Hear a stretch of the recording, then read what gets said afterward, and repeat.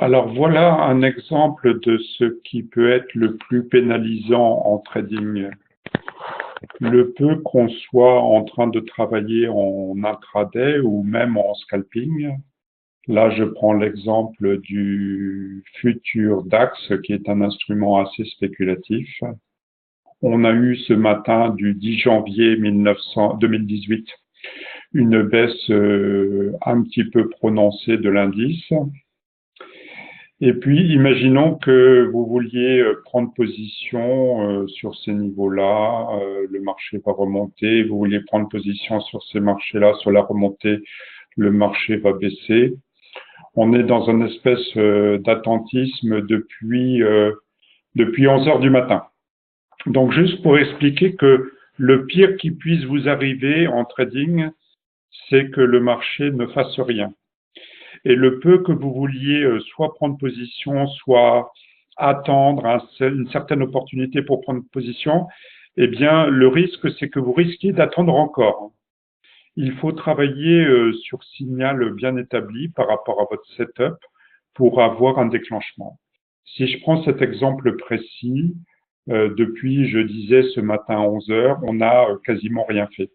On a évolué, le peu que je prenne des figures qui nous permettent de visualiser ça. On a à peu près évolué dans ce triangle rectangle-là. Le peu qu'on ne considère pas ce triangle rectangle-là, on aura pu considérer à ce niveau-là une droite qui coiffe un peu les cours. Si je la mets en, en épaisseur plus importante, on aurait pu imaginer à ce niveau-là qu'on a eu une rupture de la tendance baissière qui était en place sur la matinée. Il n'en a rien été. On aurait pu imaginer que sur ces mèches-là, si j'utilise une petite ellipse, sur ces mèches-là, ou bien sur ces mèches-là, ou bien encore, je fais une duplication sur ces mèches-là, ou même encore à l'instant précis sur cette mèche-là, on puisse imaginer une remontée des cours. Mais juste pour dire, dans certaines configurations, vous risquez d'attendre longtemps avant que quelque chose ne se passe. Et pour dire qu'il faut travailler sur une configuration bien établie de ce que vous connaissez du marché, sur un setup bien particulier pour avoir un signal d'entrée en position, sur le franchissement d'un dernier plus haut. Par exemple, ici, si on devait à un moment donné franchir ce plus haut, on pourrait considérer que ce soit un signal d'achat. Si on devait franchir ce point pivot S3 journalier à la hausse, on pourrait considérer que le marché va bien se redresser au-dessus de ce niveau-là. C'était juste un petit témoignage pour dire, je ne l'ai pas fait ce matin, mais qu'on aurait pu attendre longtemps avant qu'il se passe quelque chose.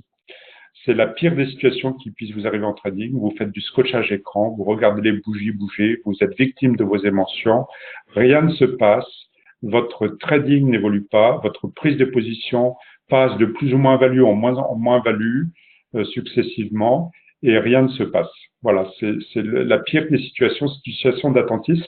Le marché passe 70 à 90% de son temps à ne rien faire. Et c'est seulement dans des cas comme ça, par exemple ici, qu'on a un décalage violent. C'est simplement ces mouvements-là dont il faut savoir profiter. Voilà, j'en termine maintenant.